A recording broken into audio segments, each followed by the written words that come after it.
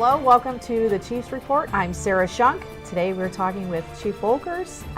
Chief, over the past couple shows we've talked a little bit about different things going on in the township, but today you seem to have one thing on your mind. Yes, I'm going to be retiring after over 40 years in law enforcement, so I'm excited about that, and my last day at the police department will be the 24th of this month. So I'm excited about that. I'll be moving on to the retired world and be doing some traveling with my wife and visiting some of my children that live out of state and my parents, and I'm excited and looking forward to it. So over the past 40 years, what have been some of the highlights of your career?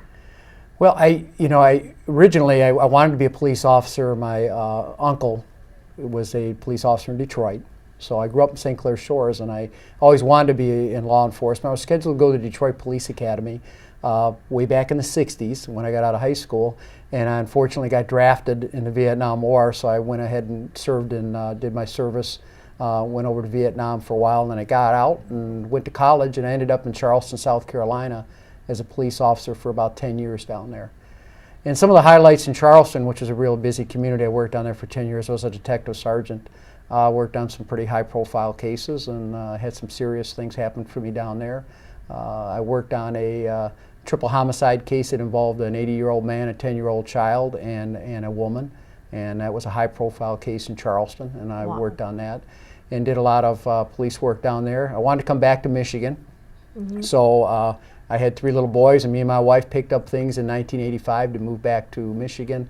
And I worked for General Dynamics, a defense contractor, as a private investigator for about 3 years, and came to work in Shelby Township in 1990. Wow. In 1990, I worked as a patrolman, and then I became the community DARE officer in 1992, and started the DARE program, which we're still running, and we're still excited. It's a booming program, and we're still doing that in the schools. And I started that program, so I'm real proud of the DARE program, and as a chief we've continued to push the DARE program. Right. And then I was eventually moved into the court officer's position, the detective bureau, was promoted to detective sergeant, and the detective lieutenant, and I was in charge of the detective bureau. And from there I got promoted to captain, and then about 2 years ago I was promoted to chief. So I've had a really good career in law enforcement. I've done some of the law enforcement in the military, in the Navy when I was in, and went to college, and then down in Charleston here. So 40 years, and it went by quick. That's a pretty extensive resume. Now, Charleston, that's more of a touristy town, is it not? I mean, does that make a difference? Yeah, but we were consolidated county-wide department, so we worked city area, urban area, we worked the suburbs, and we worked the out into the rural areas of the county. So depending on what precinct you were in, you had different kinds of work. I worked narcotics and I worked detective work and patrol work in Charleston. So I worked in the city, sometimes in a rural area. But yes, it is a big tourist retired area. Right. Beautiful area, except it's extremely hot in the summertime. Yeah, I've been down there in the summer. It's very So hot. for a Michigander like me to be down Right. in Charleston, riding around in patrol car with a bulletproof vest on, and it's 95 to 100 degrees out there. The heat was definitely an issue. So I don't miss the heat. And I like Michigan, and I plan on staying in Michigan and keeping my home in Michigan and traveling a lot. Yeah, you're staying in Michigan, but right after you retire, you're taking off. Yeah, I'm going to go down to Florida and see my son who has a home down in Florida in Boca Raton. I'm going to spend some time with him, and then I'm going to go up north to North Carolina where my mom and dad, my dad's 90, mom's 85. And I'm going to spend about a month with them and give my sister a break so she can go do some vacationing and go on her cruise, so I can kind of take care of mom and dad for a while, and then I'll plan to be back here probably back in April. Wow, that's you got a pretty busy schedule. Yeah. So you went over your resume. You talked about some of the things. What were some of the low points of your career? Well, unfortunately, and this goes into law enforcement, I was 2 weeks on the job as patrolman in Charleston, and I went to a disturbance call, and unfortunately ended up getting shot on the job. Oh, wow. And that was probably the most traumatic event to happen to me, and it was difficult for me and my wife. My wife was just pregnant with my first son, and it was difficult to make that decision to go back into law enforcement after being off for 6 months to recover. But it points out that no matter where you work in law enforcement, we've seen it in Sterling Heights, We've seen it in Detroit. We've seen it out with state troopers in rural areas that every time a law enforcement officer goes to a call, there's a potential an assault can happen. He can be shot. He could be hurt, and that goes with the job. And that was difficult to get over that. I was in when I worked the homicide of a 10-year-old. We worked on that case for about a week, and that was traumatic. Probably the most ones are child abuse cases. Right. I worked as a detective here in Shelby down there. Working child abuse cases is very difficult for law enforcement. It was difficult for me, having 5 children of my own, to work on cases of sexual abuse and child abuse and physical abuse of young children down to infants all the way up to teenagers is difficult for law enforcement.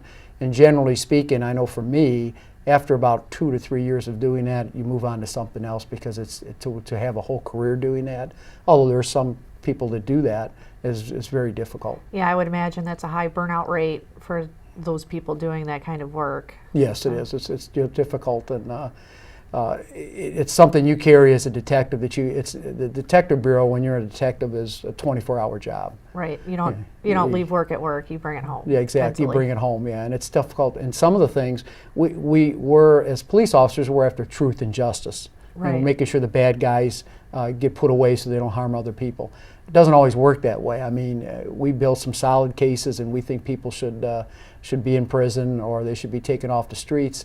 And because of our criminal justice system, sometimes it doesn't happen. So that's difficult as a police officer, to deal with a child abuse case or a serious assault cases, and then you go through the judicial system, and it doesn't really work out necessarily, and that's tough to know that the bad guy's still out there walking around. Right. When you're very comfortable in your own mind that you know what happened. Right. Yeah. Yeah. Going down to proving it. What was one of your favorite cases to work on? If you had a favorite case, Well, I guess there's 2 ways of looking at it. I worked probably 25 or 30 homicide cases when I was a detective down south. Probably the one case that gave me a lot of satisfaction was they had a lady who was 65 years old that worked in a store, and there was a guy that broke into the store and raped and assaulted her, and basically did a lot of damage. She was in critical condition for a long time. And we had to work that case for probably 2 months and made an arrest, and that guy ended up going to prison for a long time. And that was a real difficult case to work. That was probably, there was a lot of satisfaction in getting that guy off the street, because he was a parolee who had been paroled for committing other serious crimes like that. So to get him off the street and that took a lot of work, a lot of long hours. Wow.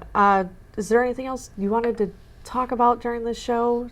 Cover where the police department's going from here?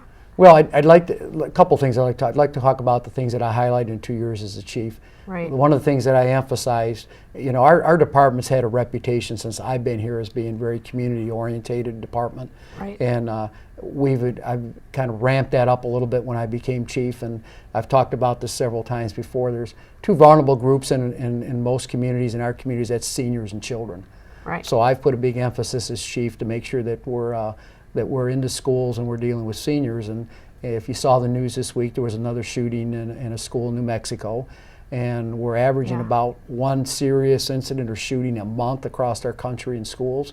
So I increased the school liaison position to 2, and we have our DARE officer, and then our patrol officers are making routine visits to the schools now on a regular basis, and we enhanced their first response to active shooter training. We've spent some money and time and bought some equipment to increase that. So, you're never 100% comfortable as a chief of police how things are safe in your community. Right. But I feel the one thing I really feel good about is that we've really ramped up security with the schools, along with working with Utica Community Schools and their security people and Dr. Johns. We really put an emphasis on that. Nothing's 100%, but the security in schools is a lot better. And the other thing we've done is we've got the officers and Sergeant Casabon with our community policing to make an emphasis with seniors to talk about some of the things. It's been really hard for seniors to make a transition from the new economy that we're in with all the electronics and all the digital things. And, right. And unfortunately, they're open to frauds because they're not really comfortable with using all the electronics. the cards, the debit cards, these kinds of things. So we've emphasized some getting out with seniors and bringing them up to speed on some of that, and also their general security at home and those kinds of things. So we've really emphasized, again, seniors and kids, and we've really made a lot of improvement in the last 2 years. The other thing is we have, along with my retirement, Lieutenant Cole, the Detective Bureau Commander, is retiring. Also, our Administrative Lieutenant, Jerry Van Holt, is retiring, and one of our patrol lieutenants, Stan Muzinski, is retiring. And our Communications Dispatch Sergeant, Patrol Sergeant, Sergeant Retzer, is retiring, and they're all retiring next week.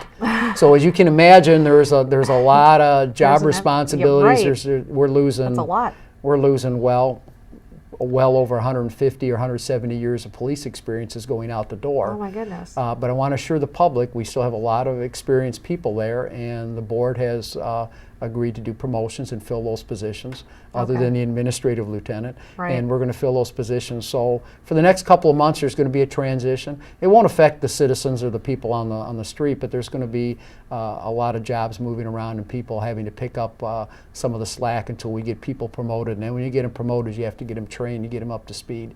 So some of the administrative stuff is going to take a little while to get back up to speed, but the actual response to calls and what goes on in the street, I want to assure the public that that's not going to change. We still have a lot of professional guys at the department, and I want to say thanks to the community, and to the board, and especially to the officers that I work with for the support that I've had for 2 years. I'm a little biased, but I've worked at 4 police departments. I think this is the best police department in the state of Michigan. We have very professional people. As a police chief, I get probably 3 or 4 thank you notes or attaboy calls for what the services we provide. I get very few complaints. Considering the work that we do as a police department, generally police chiefs get more complaints than they get attaboys, because you're arresting people, you're writing tickets, you're making people unhappy, telling them they can't do things, you got to follow the law, you're arresting their husband, their children, their neighbors, or whatever. So that we don't always have happy people. We're not necessarily like the fire department, where that generally everybody's happy with the fire department because they're the rescue guys. They come in, and we have to do some things that people are uncomfortable with, and that's part of being law enforcement. But I think we're so community orientated. The guys do such a good job at delivering services that I get a lot of positive response and not a whole lot of negative response, and I'm really pleased with that. And I think that's I know that's going to continue with the police department. Well, I know the community is going to miss you. You've been doing a fantastic job. We love you here at Shelby TV. You're going to be missed. Well, thank you very much. And again, I can't, the support I've got from the Utica Community Schools with our school programs, the support from the officers, the board, the community. The one good thing about Shelby versus where I worked in Charleston, and I know this isn't going to be broadcast to Charleston, so I'm probably safe in saying this, but I know as a police officer in Charleston, a lot of times in certain areas of Charleston, we had very little community support. You'd have crimes occur, and you'd go there, and everybody'd look around and say, who was that? I don't know. We don't see anything. We don't know anything. In Shelby, we have the exact opposite. We have citizens that respond to things that they see that are suspicious. They call us, and that really helps us, because a police department cannot patrol and keep a community safe. It's the citizens in the township that keep us safe. The neighbors. Everybody's got to work together. Everybody works together, and that happens in Shelby, and it's going to continue. And I look for good things for the police department in the future. Yes. Awesome. Well, you're going to be checking. You're going to come back and visit us? I will be back. I'm going to stay in the Michigan area. Yeah, I'm mostly in this. I mean, I have 2 sisters and a brother, and 2 children all live down south. So I have enough free places to stay during the winter months. So I'll be down there during the winter months a lot, but I'll be here, and I still have a lot of friends in Shelby, and a lot of the guys that are still here at the police department. So I'll be staying in touch. But I'm going to plan on doing some volunteer work with the church, my churches, and do out some other things, and try to give back a little bit more to my community where I live in Marine City in St. Clair County, and try to help out while I still have a few more productive years left in me. Oh, I'm sure you got plenty, Chief. Don't worry about that. Well, thank you very much. Do you have any? No, we're all set. Okay, I didn't know if you wanted to say one last thing. Or? No, I'm pretty well all set. I think I've said all the congratulations to everybody and all the support, and And I'm gonna miss the police department. I'm gonna miss the officers that I work with every day. You do something for 40 years, it's a big step to stop doing that. It's I gonna can be imagine. tough. Yeah. Right. Yeah. Yeah. But I'm sure you'll adjust well. Yes. Well, thank you very much. That was this edition of the Chief's Report, Chief Wolker's last show.